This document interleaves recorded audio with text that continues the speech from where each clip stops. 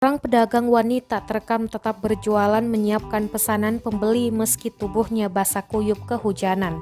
Rekamannya diunggah akun Instagram @terangmedia pada Minggu 13 Februari 2022. Dalam video, tampak wanita berbaju merah itu basah kuyup dan tengah meracik kopi. Setelah kopi siap, ia pun memberikan kepada supir truk di pinggir jalan. Tampak dagangannya di aspal juga terguyur hujan. Meski bajunya tampak basah kuyup, pedagang itu tetap menjalankan tugasnya menyiapkan pesanan pembeli. Semangat wanita dalam video ini pun menuai berbagai pujian dari warganet.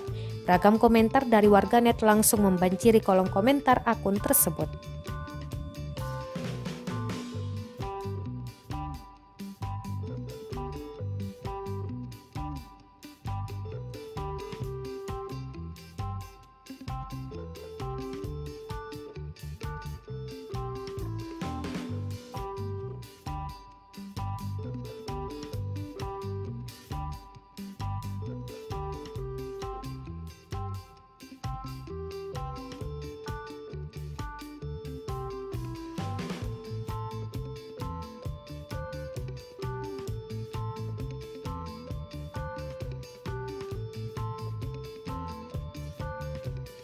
Terima kasih sudah nonton.